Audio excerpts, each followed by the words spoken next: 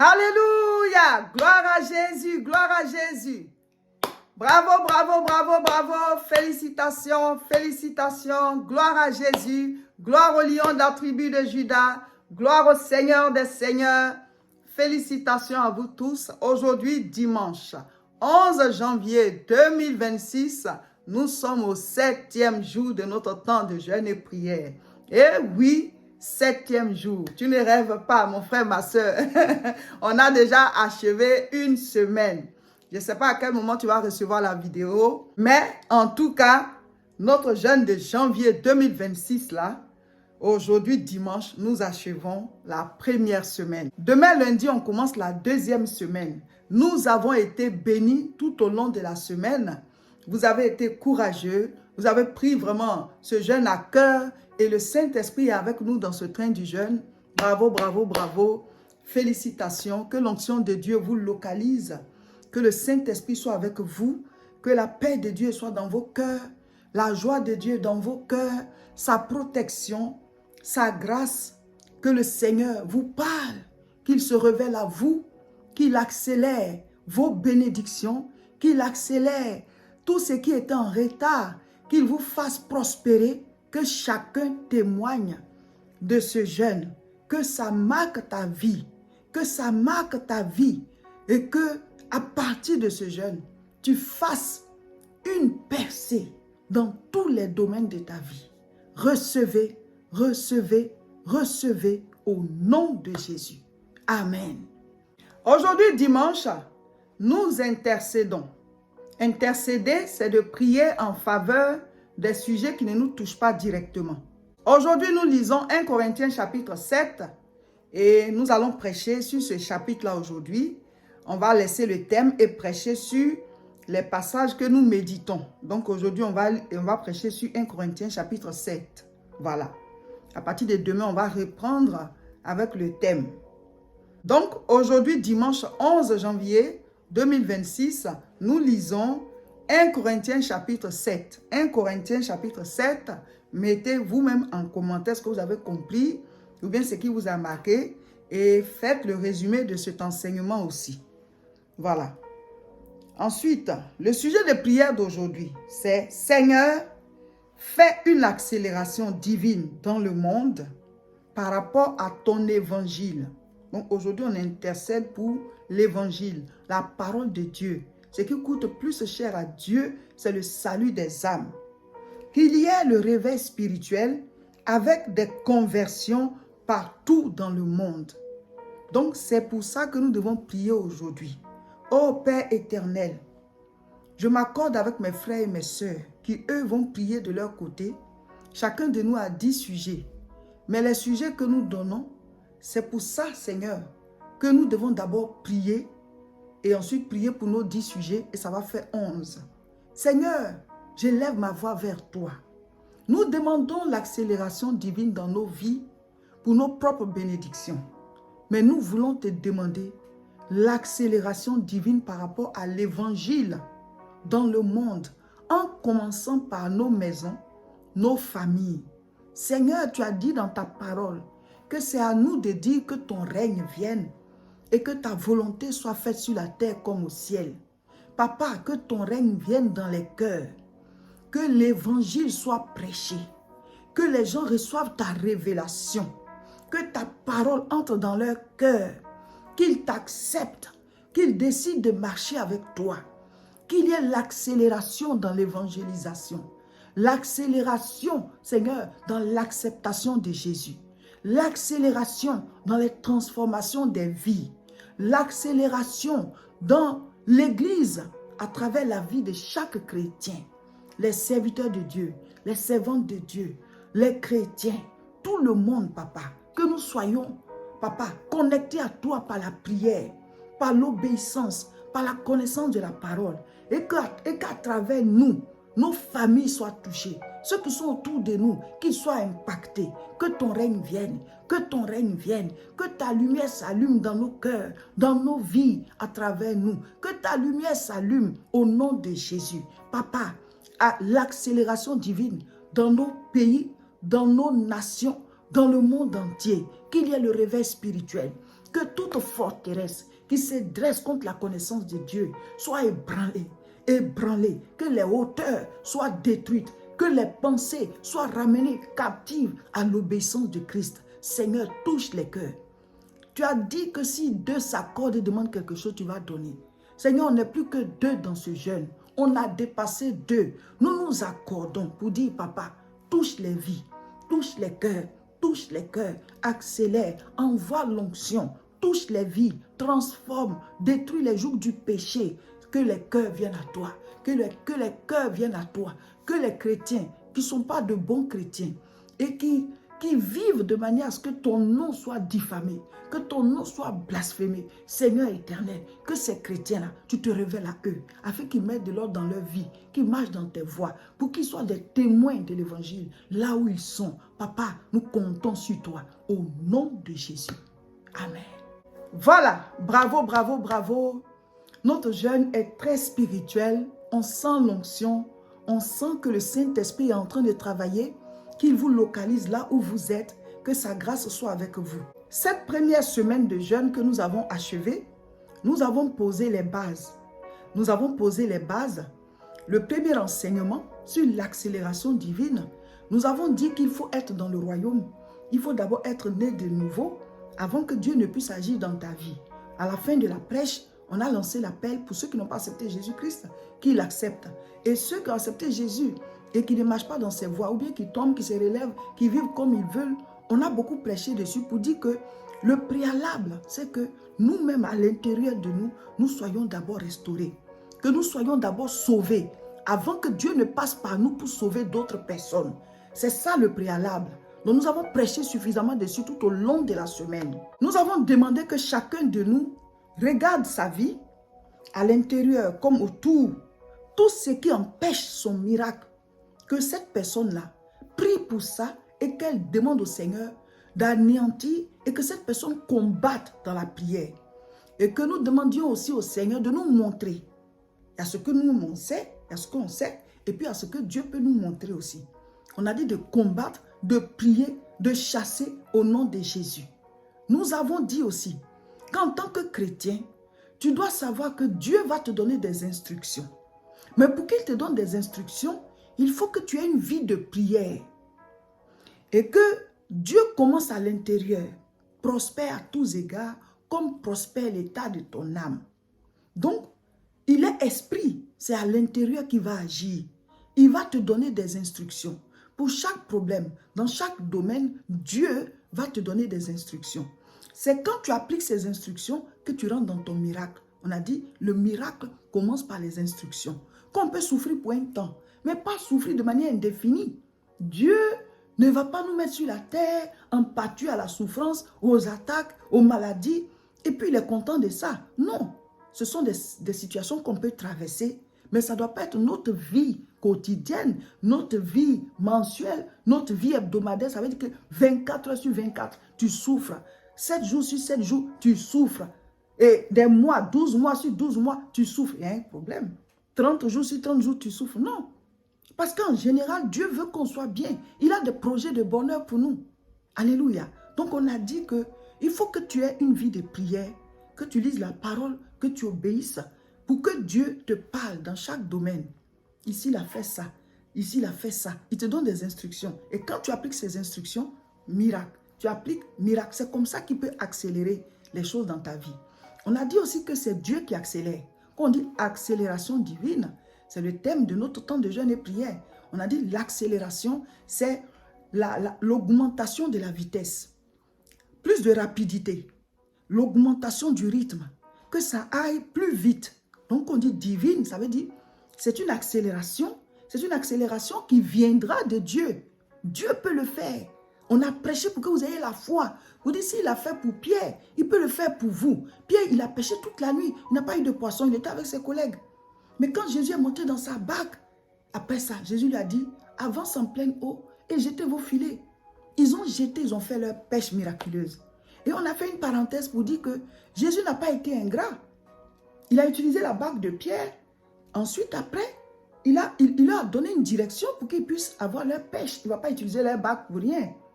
Et on a dit aussi que chacun de nous, Souvent, on se dit des gens ont été ingrats envers nous ou bien des gens nous ont fait du mal. Mais nous aussi, souvent, on fait du mal et on s'en fout. Et on est en train de prier pour demander la bénédiction. Pourtant, il y a quelqu'un qui gémit contre nous. Et on a dit que vraiment, il y a des gens à qui on doit demander pardon pour pouvoir être clean en début d'année là et avoir ces résultats. Tu ne peux pas savoir si c'est Dieu voilà, qui t'a mis à l'épreuve ou bien si ce sont les démons qui t'attaquent ou bien si c'est juste le résultat des actes que tu as posés, l'ingratitude ou bien la méchanceté ou bien des choses qu'on a faites qui nous poursuivent, on est dans les cordes de ces choses-là. Donc, on a prêché ça, tout ça pour qu'on soit prêt, voilà, pour cette deuxième semaine. Il faut que toute la base soit mise pour atteindre maintenant la deuxième semaine. Alléluia. Donc, mon frère, ma soeur, va réécouter les enseignements de la première semaine et prie. Et toute la semaine, on a dit que chacun de nous doit prier. Un jeûne où on ne prie pas, c'est une grève de la faim. Donc, toute la semaine, on a dit que chacun de nous doit prier 2 séances de 30 minutes ou bien 2 séances de 45 minutes ou bien 2 séances d'1 heure. C'est à toi de voir. Et on a donné une formule de prière en exemple qui est basée sur la prière Notre Père qui est aux cieux, la formule de prière 3R CSP. Tu commences par remercier le Seigneur, ensuite tu te répands pour toi et ta famille, ensuite tu présentes les requêtes, tu pries pour le sujet que nous on a donné et tu pries pour tes 10 sujets, ensuite tu combats, combat spirituel CS, tu combats tout ce qui combat ta vie, voilà, tout ce qui est maladie, attaque, problème, tout ça tu présentes au Seigneur, tu envoies le feu, tu combats. Et la dernière partie, ce sont les proclamations. Tu proclames, tu appelles à l'existence les bénédictions. Quand tu finis de nettoyer, tu dois planter. La mort et la vie sont au pouvoir de la langue. Tout ce que tu veux voir se réaliser, tu appelles au nom de Jésus. C'est comme ça. Et donc, quand tu as fini ça, tu as fini ta prière. Donc ça, chacun doit le faire 2 fois, chaque jour. Et les mardis, il y a une prière qu'on appelle prière accordée. Tu pries avec quelqu'un, vous vous accordez. Les mercredis, les 2 séances de prière. Les jeudis, les 2 séances de prière, plus la prière de 15 minutes où tu pries pour quelqu'un ou bien des gens qui ont ton sujet là. C'est pourquoi toi tu pleures là. Tu pries aussi pour quelqu'un qui a le même problème. C'est la prière du prochain. Vendredi nuit, en plus des 2 séances de prière, on fait 1 heure de prière chacun, de combat spirituel pendant 1 heure. Samedi, les 2 séances. Dimanche, les 2 séances. Mais le sujet de prière de dimanche qu'on vous donne, c'est l'intercession.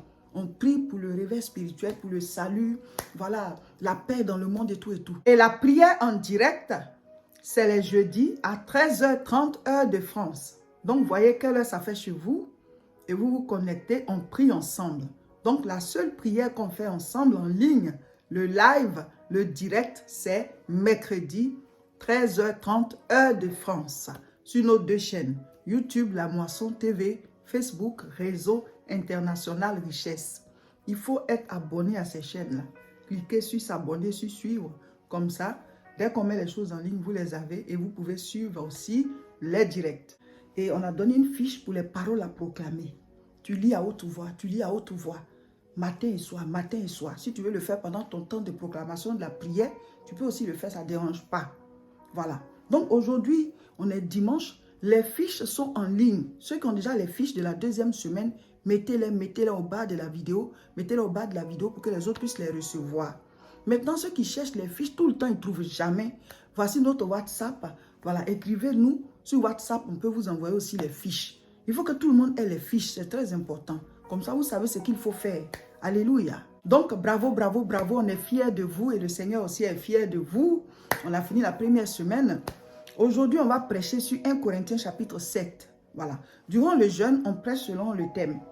Mais aujourd'hui, dimanche, on va aller dans notre méditation. Et comme on est au chapitre 7 aujourd'hui, on va prendre quelques versets dedans et on va prêcher dessus.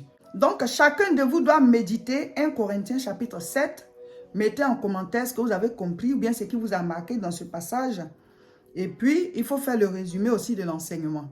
Voilà. Et mettez les fiches de la 2e semaine en ligne. Amen. On ne va pas lire tout 1 Corinthiens 7, parce que sinon la vidéo sera trop longue. Je lis et puis je prends quelques passages et puis on va expliquer. Voilà. 1 Corinthiens 7, verset 1. Pour ce qui concerne les choses au sujet desquelles vous m'avez écrit, je pense qu'il est bon pour l'homme de ne point toucher de femme. Ici, c'est l'apôtre Paul. Quand on dit 1 Corinthiens, 2 Corinthiens, ce sont des courriers, des lettres, des épîtres que l'apôtre Paul a adressées à l'église de Corinthe. Ce sont ses fils spirituels. C'est lui qui a initié cette église. C'est lui qui est à l'origine de l'ouverture de cette église. Il allait de ville en ville pour prêcher. Et donc, ceux qui étaient gagnés à Jésus, ils se réunissaient dans un endroit pour prier chaque fois. Et lui, il leur envoyait des courriers. Et eux aussi, ils envoyaient des courriers pour poser des questions parce qu'ils étaient des nouveaux chrétiens. Et il y a beaucoup de choses qu'ils ne comprenaient pas. Il y a beaucoup de choses qu'ils ne comprenaient pas. Donc, tout le livre de Corinthiens, les deux qu'on va lire, là, 1 Corinthiens 1, 1 Corinthiens 2, ce sont des courriers voilà, qu'il envoyait voilà, à l'église de Corinthe. C'est pour ça qu'on dit les Corinthiens. Voilà. Donc, ici, ils ont posé des questions sur le mariage. Et donc, lui, l'apôtre Paul, il avait le sacerdoce de ne pas se marier. C'était le don de célibat. C'est comme ça qu'on l'appelle le don de célibat. Mais ce n'est pas tout le monde qui a ce don-là. Hein? Et ils sont très rares, ceux qui ont ce don. Ils sont très rares. Il y a une dame que la Bible a appelée la prophétesse Anne. Voilà. Elle aussi, elle a eu ce don. Elle s'était déjà mariée. Et puis, elle a fait que 7 années dans son mariage, son mari est mort. Donc, après ça, elle allait rester dans le temple et elle intercédait, elle priait, elle ne s'est plus mariée. Donc, il y a des personnes comme ça qui ont le don de célibat, mais ce n'est pas tout le monde. Voilà.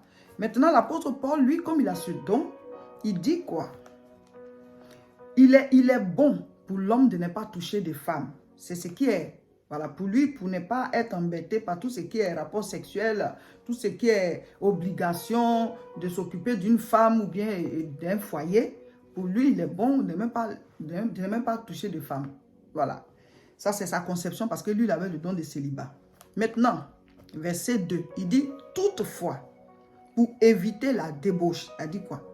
Si certains n'arrivent pas à vivre le don de célibat, là, puisque ce n'est pas tout le monde qui a cet appel, ils risquent de coucher avec voilà, des personnes comme ça sans les avoir épousées. Donc pour éviter cette débauche-là, parce que c'est un péché devant Dieu, il est bon. Il dit toutefois pour éviter la débauche, que chacun ait sa femme et que chaque femme ait son mari. Voilà. Que chacun ait sa femme et que chaque femme ait son mari. Donc voici un peu l'apôtre Paul qui dit au lieu de rester là à coucher les uns avec les autres, c'est un péché, c'est de la débauche, c'est de la fornication, c'est de l'impudicité. Et c'est devant Dieu, tu te rends impur. Donc le Saint-Esprit qui est en toi, voilà, tu risques de le perdre parce que tu le fais vivre dans le péché.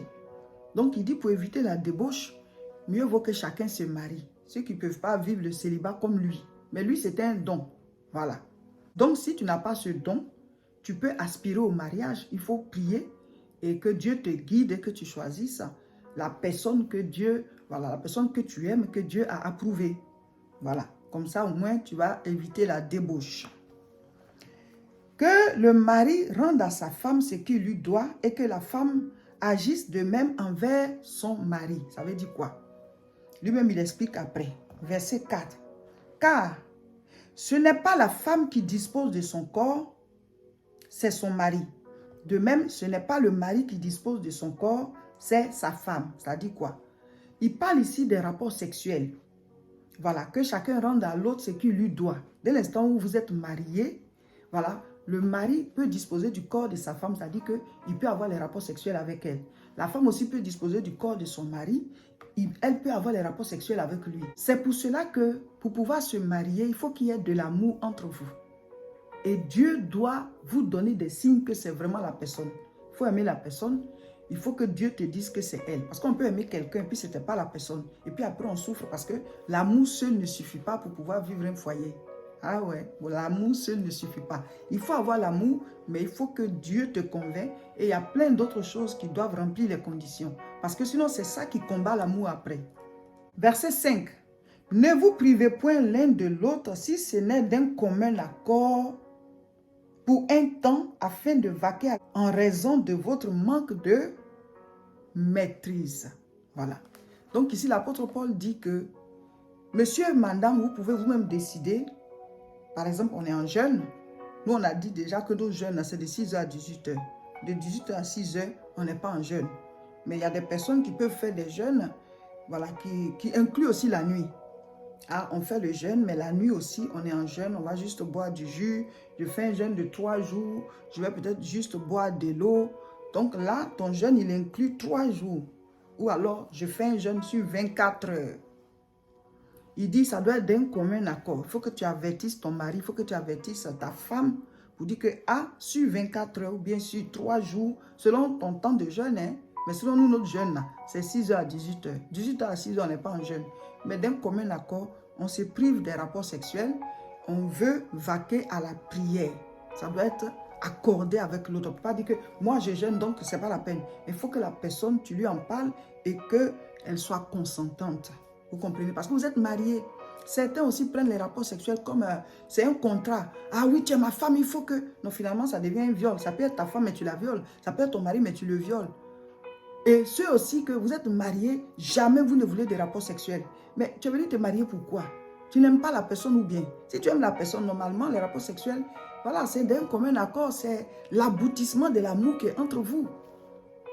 Donc, je suis en train d'interpréter 1 Corinthiens 7, parce que c'est ça, le message, le passage du jour. Sinon, ça n'a rien à voir avec le thème du jeûne. Bon, on ne peut pas dire que ça n'a rien à voir parce qu'on ne sait pas, hein. Dieu sait à qui il est en train de parler, oh. Voilà, je veux dire que ce n'est pas le passage voilà, de base de notre temps de jeûne et prière. Mais Dieu ne parle jamais en vain. Donc, ce n'est pas que ça n'a rien à voir. Peut-être qu'il y a des gens qui sont concernés par ça. Et si Dieu nous a donné Corinthiens à lire dans le jeûne, peut-être qu'il veut parler à chacun de nous. Voilà. Donc, mon frère, ma soeur, que tu sois déjà marié ou pas, c'est un enseignement qui peut toujours t'aider. Même si tu étais marié, ça n'a pas marché. Mais Dieu peut te donner toujours une seconde chance, hein. Certains disent qu'on ne doit plus se marier. C'est même écrit ici. Je vais lire ça. 1 Corinthiens 7, verset 10. À ceux qui sont mariés, j'ordonne, non pas moi, mais le Seigneur, que la femme ne se sépare point de son mari. Si elle est séparée, qu'elle demeure sans se marier, ou qu'elle se réconcilie avec son mari, et que le mari ne répudie point sa femme. Alors souvent, ce passage-là, certains prennent ça pour dire que quand tu as divorcé, tu ne dois plus jamais te marier. Ah, il a bien expliqué, hein. Alors, tu es une femme, tu es avec ton mari, il te répudie, il te divorce. Quelle que soit la raison, hein, déjà, on t'a divorcé. Tu vas être avec lui comment? On dit que le mari ne répudie pas sa femme. Mais toi, on t'a répudié. Tu ne peux pas rester là. Il faut que tu te maries. Maintenant, on dit quoi? Que la femme ne se sépare pas de son mari. Tu es un homme, tu es marié. Et puis ta femme veut se séparer de toi. Elle veut partir. Déjà, j'ai dit quelle que soit la raison. Dès l'instant où la personne veut se séparer de toi, toi, qu'est-ce que tu fais? Tu vas rester là toute ta vie? Dieu ne va pas nous punir comme ça. Ah, tant que la personne est vivante, tu ne dois pas te marier. Il y a des gens qui cherchent juste une occasion pour appliquer leur dureté. Donc, ils cherchent des versets dans la Bible. Dieu, là, il est amour. Maintenant, le Seigneur dit quoi? Que le divorce ne doit pas se faire. Mais il y a des cas où Dieu dit, en cas d'infidélité, ça dit quoi? Quelqu'un a été trompé. Il y a eu la tromperie dans le foyer. Soit tu pardonnes la personne. Si tu veux, tu restes. Mais sinon, en cas d'infidélité, tu peux demander le divorce. Et après, tu peux te remarier. S'il y a eu infidélité, pendant que la Bible dit que vous deux, vous êtes une seule chair, et puis on est allé coucher avec une troisième personne, ou bien coucher avec plusieurs personnes, on n'est plus une seule chair. Soit tu décides de pardonner, tu restes, ou alors tu peux partir. Parce que la Bible a dit en cas d'infidélité. Lisons Matthieu 5, verset 31. C'est Jésus qui parle. Il dit, il a été dit que celui qui répudie sa femme lui donne une lettre de divorce. Mais moi, je vous dis que celui qui répudie sa femme, sauf pour cause d'infidélité, l'expose à devenir adultère. Voilà. Donc, on peut répudier sa femme pour cause d'infidélité. La femme aussi peut divorcer pour cause d'infidélité. Sinon, vous vous pardonnez et vous reprenez votre marche. Vous comprenez? Donc, s'il y a eu infidélité et qu'il y a eu divorce, bah, tu peux te remarier. Tu peux te remarier. Dieu ne va pas te punir. Voilà, parce qu'on t'a divorcé ou bien tu es divorcé. Non. Alléluia. Donc, souvent, certains interprètent d'une manière et ça détruit. Parce que les gens sont coincés. On dit non, tu ne peux plus te remarier. Mais Dieu ne va pas punir la personne pendant qu'on l'a répudiée. Elle va faire comment? Si elle trouve une bonne personne qui veut d'elle, elle va au moins encore vivre le bonheur. C'est comme ça. Amen. Voilà, donc on ne peut pas tout lire 1 Corinthiens chapitre 7, mais vous Chacun doit méditer tout. Hein. Voilà, chacun doit méditer tout. Et mettez en commentaire ce qui vous a marqué et aussi le résumé de cet enseignement. Voilà, félicitations, bravo pour les 7 jours de jeûne que nous sommes en train d'achever. Et demain, on commence la 2e semaine. Les fiches de la 2e semaine sont déjà disponibles. Ceux qui les ont déjà retrouvées, mettez-les en commentaire. Sinon, c'est toujours épinglé sur la page Facebook Réseau International Richesse et sur la chaîne YouTube La Moisson TV. Donc, ceux qui les ont déjà retrouvés, mettez-les en commentaire pour que les autres puissent les prendre. Voilà. La première semaine, on a donné 3 fiches. Il y a la fiche de 3 RCSP, la formule. Cette fois-ci, on n'a pas mis en ligne parce que vous l'avez déjà. Les nouvelles personnes, vous pouvez nous prendre en marche dès demain matin. Alors, demain, lundi, nous commençons la nouvelle semaine. Je ne sais pas à quel moment vous avez trouvé la vidéo, mais lundi, on commence la semaine 2.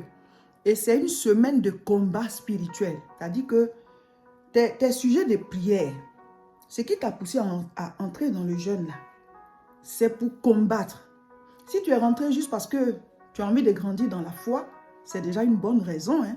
On va combattre tout ce qui t'empêche de grandir dans la foi. Si tu es rentré à cause d'une maladie, tu vas combattre. Si tu es rentré parce qu'il y a un problème dans ton travail, en tout cas, on va combattre ce qui nous combat. Donc, c'est une semaine de combat spirituel. Mais tu pries toujours pour tes 10 sujets. Quand tu veux prier, tu fais toujours les 3 RCSP, remerciement, repentance, requête, combat spirituel et proclamation. Mais comme c'est une semaine de combat spirituel, voilà, tout ce qui te combat là, arrivé sur la partie de combat spirituel, tu vas attaquer. Tous les sujets que nous, on va vous donner, qui font que ça fait 11 sujets là.